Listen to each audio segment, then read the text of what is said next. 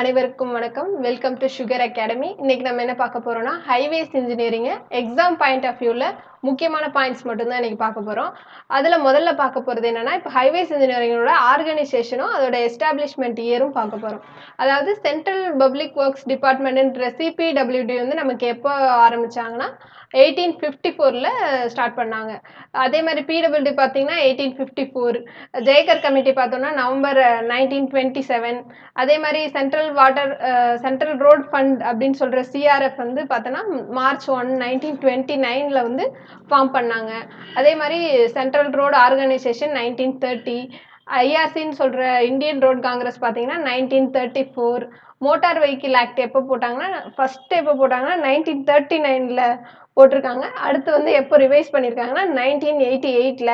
CRRI எப்போ form பண்ணாங்கன்னா 1950ல.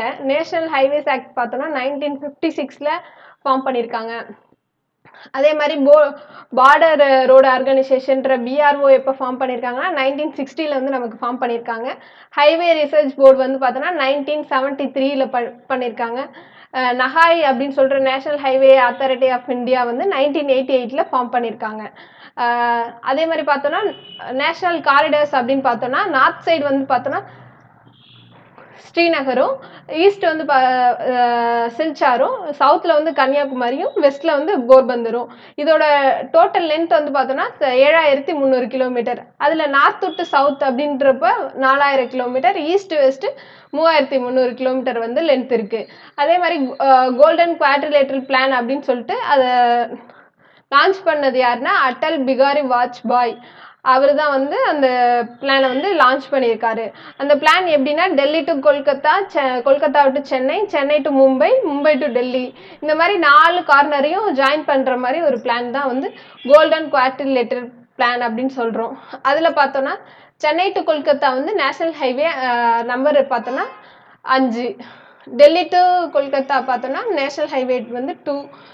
Delhi to Mumbai வந்து national highway 8. Mumbai to Chennai வந்து நேஷனல் ஹைவே 4. இதில் வந்து பார்த்தோன்னா லாங்கஸ்ட் நேஷனல் ஹைவே இன் இந்தியான்றது வந்து நேஷனல் ஹைவே 44 தான் நம்ம சொல்கிறோம். அதே மாதிரி ஸ்மாலஸ்ட் நேஷனல் ஹைவே பார்த்தோன்னா NH47A. மைல்ஸ்டோன் கலர்ஸ் வந்து பார்த்தோன்னா நேஷனல் ஹைவேனா எல்லோ அண்ட் ஒயிட் இருக்கும், ஸ்டேட் ஹைவேனா க்ரீன் அண்ட் ஒயிட் இருக்கும், எம்டிஆர் இல்லைனா ஓடிஆர் வந்து ப்ளூ இல்லைனா பிளாக்கு, அது கூட ஒயிட் இருக்கும். வில்லேஜ் ரோடு பார்த்தோன்னா ஆரஞ்சு அண்ட் அது கூட ஒயிட் இருக்கும்.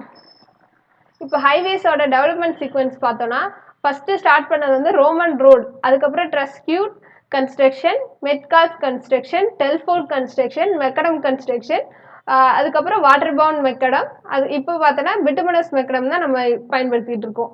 லைஃப் டிஃப்ரெண்ட் டைப்ஸ் ஆஃப் ரோடும் அதோட லைஃப் பார்த்தோன்னா எர்த்தன் ரோடு அப்படின்ற போது அதோட லைஃப் டைம் வந்து 2 இயர். வாட்டர் பவுண்ட் மெக்கடம் ரோடுக்கு வந்து 5 இயர். பிட்டுமினஸ் ரோடுனா 10 to 15 இயர்ஸ். கான்கிரீட் ரோடு பார்த்தோன்னா 30 இயர்ஸ்.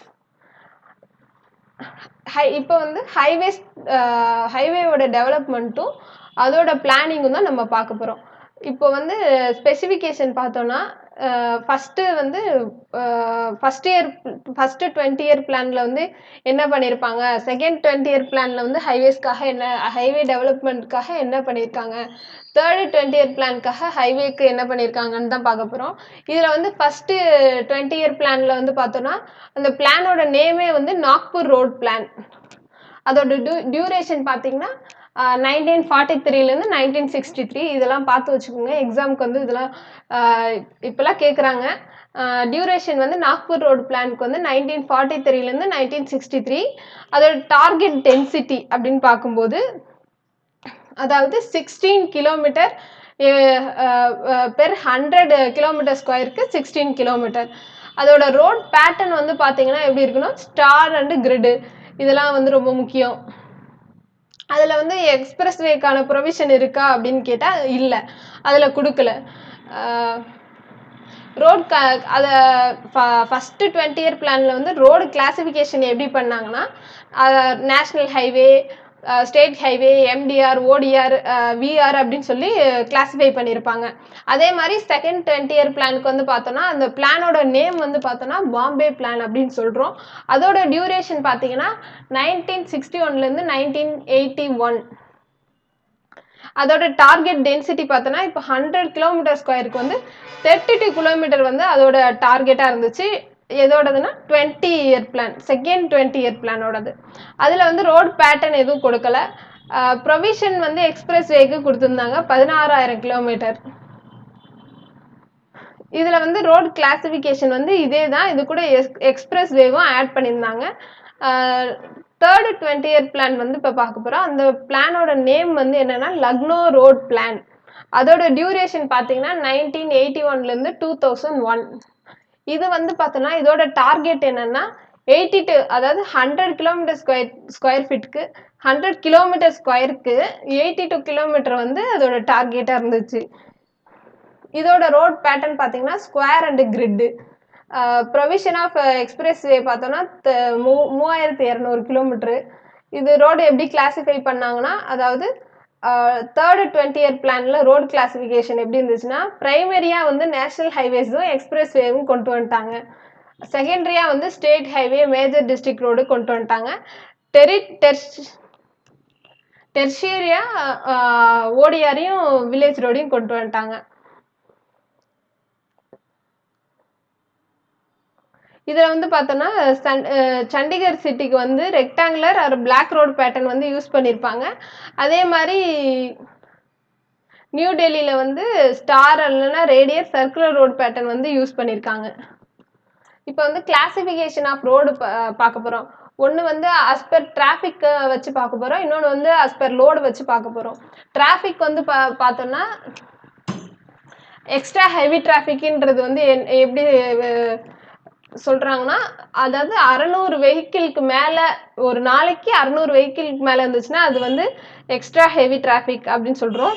ஹெவி டிராஃபிக் அப்படின்றது வந்து 250லேருந்து 600 வரையும் சொல்கிறோம். மீடியம் டிராஃபிக் வந்து எப்படி கிளாஸிஃபை பண்ணுறாங்கன்னா, ஒரு நாளைக்கு வந்து 70லேருந்து 250 வெஹிக்கிள் வந்து வந்துச்சுன்னா அது வந்து மீடியம் டிராஃபிக் அப்படின்னு சொல்கிறோம்.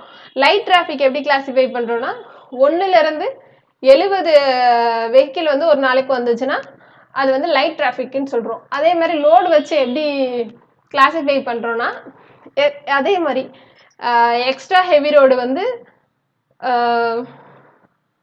1500 டன்னுக்கு மேலே லோடு இருந்துச்சுன்னா அது வந்து எக்ஸ்ட்ரா ஹெவி ரோடுன்னும், 1001லேருந்து 1500 வரை இருந்துச்சுன்னா ஹெவி ரோடுன்னும், 500லேருந்து 1000 வரை இருந்துச்சுன்னா மீடியம் ரோடுன்னும், 500 இருந்துச்சுன்னா லைட் ரோடுன்னு சொல்கிறோம்.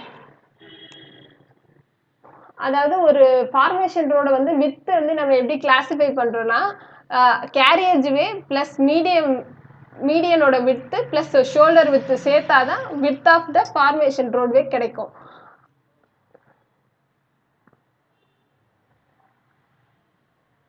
அதாவது ரோட்வே வித் ஃபார் வேரியஸ் ரோடுக்கு வந்து இப்போ பார்க்க போகிறோம். ரோட் கிளாசிஃபிகேஷன் வந்து என்னென்னா, நேஷ்னல் ஹைவே, ஸ்டேட் ஹைவே, அதோட சிங்கிள் லேன், டபுள் லேன். அதாவது சிங்கிள் லேன் ரோடு பார்த்தோன்னா பிளைன் டெரெயினில் வந்து 12 மீட்டராகவும், டபுள் லேன் வந்து பிளைன் டெரெயின்னா 12ஆகவும் இருக்கும். அதே மாதிரி மவுண்டேனியஸ் ஸ்டீப்பு டெரெயினுக்கு வந்து பார்த்தோன்னா சிங்கிள் லேன் அப்படின்னா 6.25னும், டபுள் லேன்னா 8.80வாகவும் இருக்கும். அதே மாதிரி மேஜர் டிஸ்ட்ரிக்ட் ரோடில் வந்து சிங்கிள் லேன் வந்து பிளைன் டெரெயினில் வந்து 9ஆகவும், டபுள் லேன் வந்து பிளைன் டெரெயினில் வந்து 9ஆகவும் இருக்கும். அதே மாதிரி மவுண்டெயின் ஸ்டீப் டெரெயின்லாம் சிங்கிள் லேன் வந்து 4.75ஆக இருக்கும். அதர் டிஸ்ட்ரிக்ட் ரோடில் பார்த்தோன்னா சிங்கிள் லேன் வந்து 7.5ஆகவும், டபுள் லேன் வந்து பிளைன் டெரெயினில் 9ஆகவும் இருக்கும். மவுண்டெயினில் வந்து பார்த்தோன்னா 4.75ஆக இருக்கும். வில்லேஜ் ரோடு பார்த்தோன்னா பிளைன் டெரெயினில் வந்து 7.5ஆகவும், மவுண்டெயின் இல்லைனா ஸ்டீப் டெரெயினில் பார்த்தோன்னா 4ஆகவும் இருக்கும். ஒரு நேஷ்னல் ஹைவேனா அதோட மினிமம் விட்த் எவ்வளோ இருக்குன்னா 5.7 மீட்டர். ஃபுட்பாத் ஹைட் வந்து 15 to 20 சென்டிமீட்டர் இருக்கணும். Run off coefficient for CC and bituminous road வந்து பார்த்தோன்னா 0.8லேருந்து 0.9. Road land or right of way அப்படின்னா என்னன்னா total land area accord for the construction of the roadway construct பண்ணுறதுக்கு நம்ம டோட்டலாக எவ்வளோ லேண்ட் வந்து அக்கர்ட் பண்ணியிருக்கோமோ அந்த லேண்டை தான் வந்து நம்ம ரைட் ஆஃப் வே அப்படின்னு சொல்கிறோம், இல்லை ரோட் லேண்ட் அப்படின்னு சொல்கிறோம். அதை எப்படி கேல்குலேட் பண்ணுறதுனா carriageway plus shoulder plus road margin, இதை மூணையும் கூட்டினா நமக்கு ரோடு லேண்ட் கிடச்சிரும்.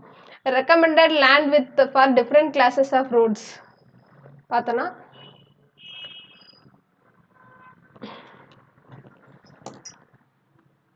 எக்ஸ்பிரஸ் வேனா open plain terrain or rolling டெரெயினாக இருந்துச்சுன்னா ஓப்பன் ஏரியா வந்து 90 metre.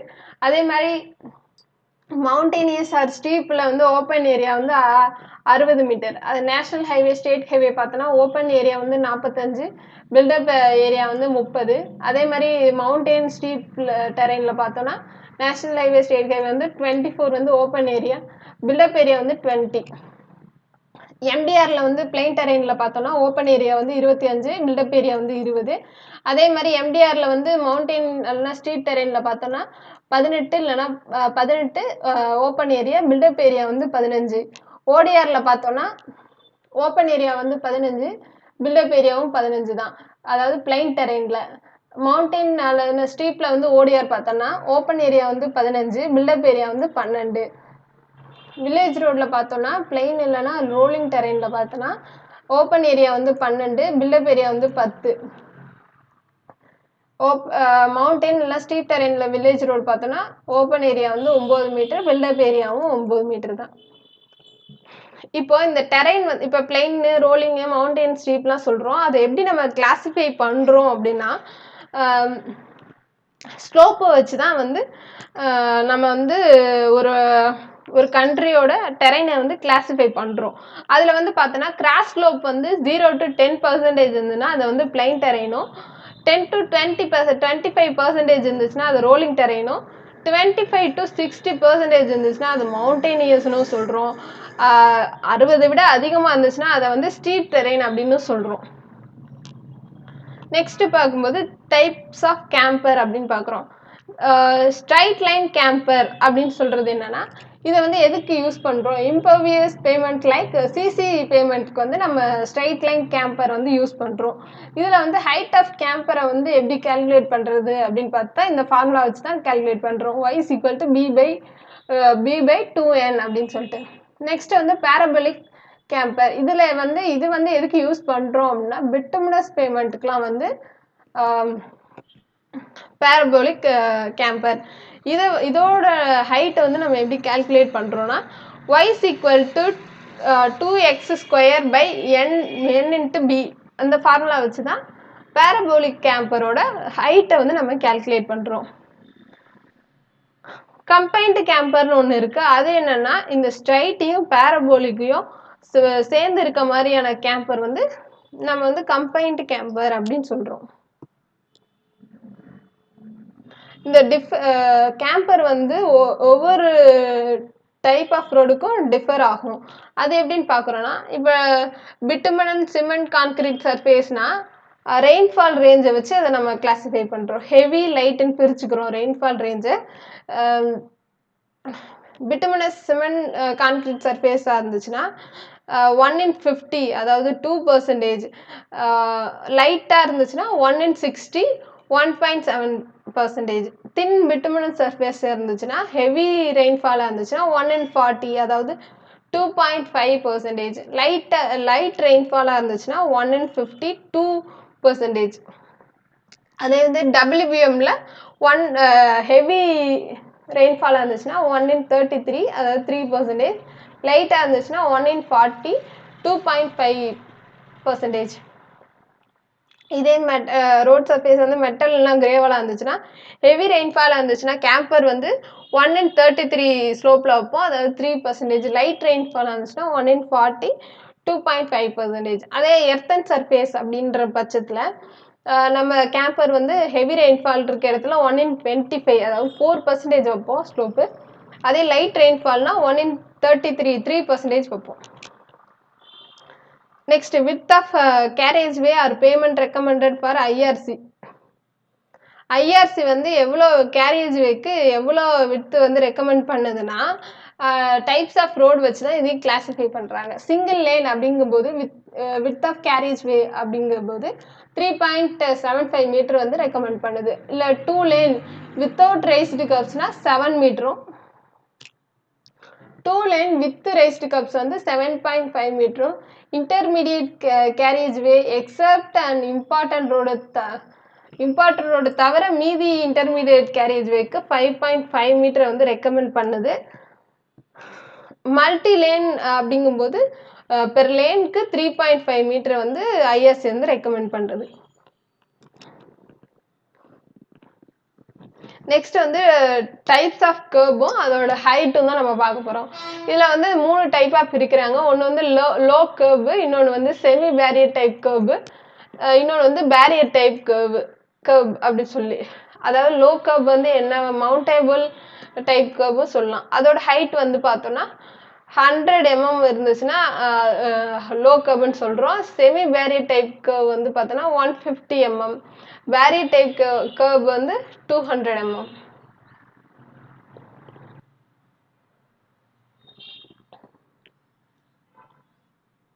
Maximum dimension of the இப்போ ரோடு வெஹிக்கிளோட டைமென்ஷன் வந்து மேக்ஸிமம் எவ்வளோ இருக்கலாம் அப்படின்ற மாதிரி பார்க்க போகிறோம். மேக்ஸிமம் விட்த் வந்து ஒரு வெஹிக்கிளுக்கு வந்து மேக்ஸிமம் விட்த் வந்து 2.44 மீட்டர் தான் இருக்கணும்.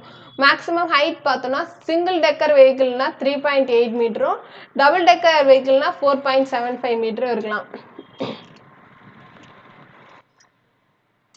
Maximum length of the vehicle வந்து பார்த்தோன்னா single unit truck with 2 or more ஆக்சல்ஸ்னா 11 மீட்டரும், single unit bus with 2 or more ஆக்சல்ஸ்னா 12 மீட்டரும், செமி ட்ரெய்லர் டிராக்டர் காம்பினேஷன்னா 16 மீட்டரும், டிராக்டர் ட்ரெய்லர் காம்பினேஷன்னா 18 மீட்டரும் இருக்கலாம்.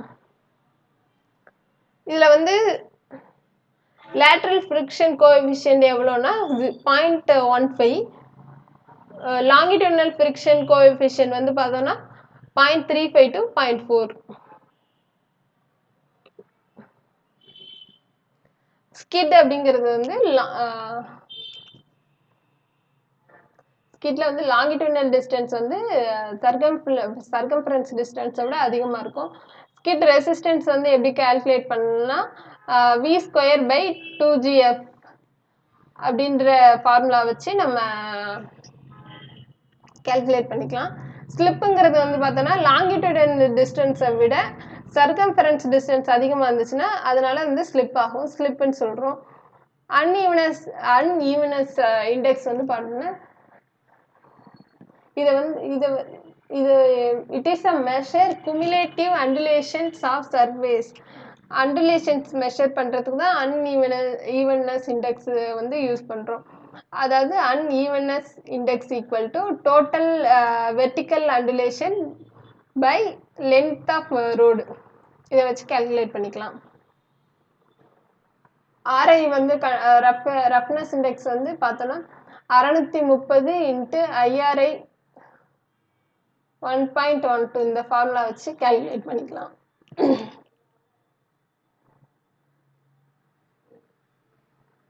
ரஃப்னஸ் இண்டெக்ஸ் வந்து பார்த்தோன்னா அன்ஈவன்னஸ் இண்டெக்ஸு பேமெண்ட் சர்ஃபேஸ். அதாவது 1500 இருந்துச்சுன்னா ஒரு சர்ஃபேஸோட அன்ஈவன்னஸ் இண்டெக்ஸ் வந்து 1500 இருந்துச்சுன்னா அதை குட்டுனும், 2500 இருந்துச்சுன்னா அது சாட்டிஸ்ஃபேக்ஷனாக இருக்கும் அப்படின்னும், 3500 இருந்துச்சுன்னா அது வந்து அன்கம்ஃபர்டபுள் சர்ஃபேஸ் அப்படின்னும் நம்ம கிளாஸிஃபை பண்ணுறோம்.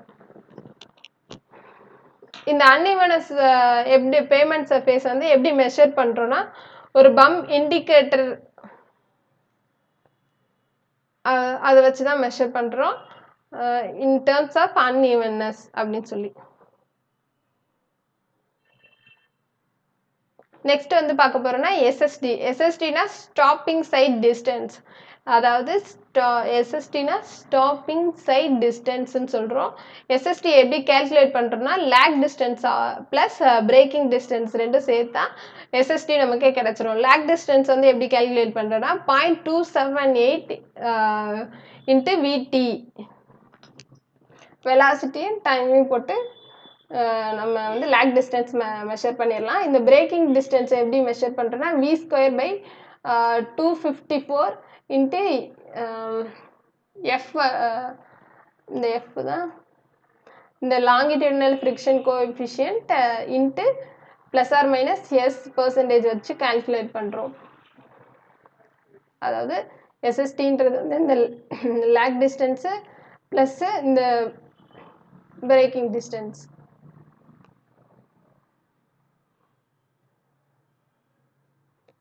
இதெல்லாம் அதோட ஃப்ரிக்ஷன் ஃபேக்டர் வந்து நம்ம கால்குலேட் பண்ணுறது அந்த ஸ்பீடை வச்சுக்கிட்டு. இந்த ரியாக்ஷன் டைம் வந்து இது எதை பொறுத்து இருக்குன்னா பிஐஇவி தியரியை பொறுத்து இருக்குது. அதாவது பெர்செப்ஷன், இன்டலெக்ஷன், எமோஷன், வாய்லேஷன் பொறுத்து இருக்குது. இன்டர்மீடியட் சைட் டிஸ்டன்ஸ் அப்படிங்கிறது வந்து எப்படி கால்குலேட் பண்ணுறோம் அப்படின்னு பார்த்தா சைட் எஸ்எஸ்டியோட ஸ்டாப்பிங் சைட் டிஸ்டன்ஸோட 2 மடங்கு தான் நமக்கு இன்டர்மீடியேட் சைட் டிஸ்டன்ஸ். அதாவது இந்த ஃபார்முலா இதை வச்சு தான் கால்குலேட் பண்ணுறோம்.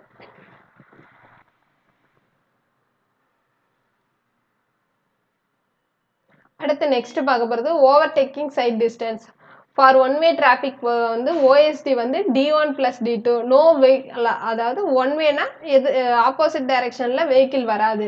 2-வே டிராஃபிக்ஸாக இருந்துச்சுன்னா ஓஎஸ்டி எப்படி கால்குலேட் பண்ணுறோன்னா D1 + D2 + D3.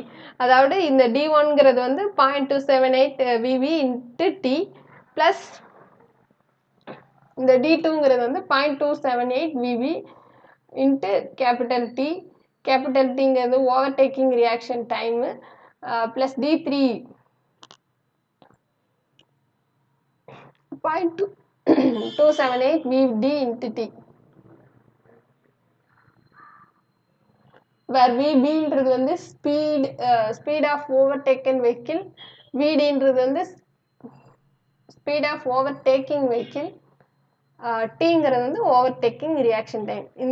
இந்த ஃபார்முலா வச்சு தான் நம்ம வந்து ஓஎஸ்டியை வந்து கால்குலேட் பண்ணுறோம்.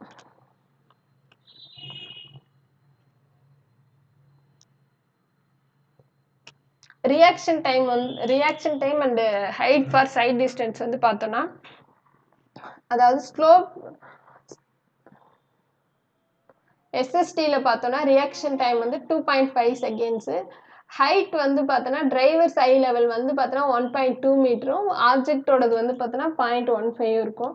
இன்டர்மீடியட் சைட் டிஸ்டன்ஸில் பார்த்தோன்னா ரியாக்ஷன் டைம் வந்து 2.5, ஹைட் வந்து டிரைவரோட ஐ லெவல் வந்து பார்த்தோன்னா 1.2, ஆப்ஜெக்டோடது பார்த்தோன்னா 1.2. ஓஎஸ்டி வந்து பார்த்தோன்னா ரியாக்ஷன் டைம் வந்து 2, ஹைட் வந்து டிரைவர் ஐ லெவலும் 1.2 தான் இருக்கும், ஆப்ஜெக்டோடதும் 1.2 தான். ஸ்பேஸ் ஹெட்வே வந்து ரியாக்ஷன் டைம் வந்து 0.7.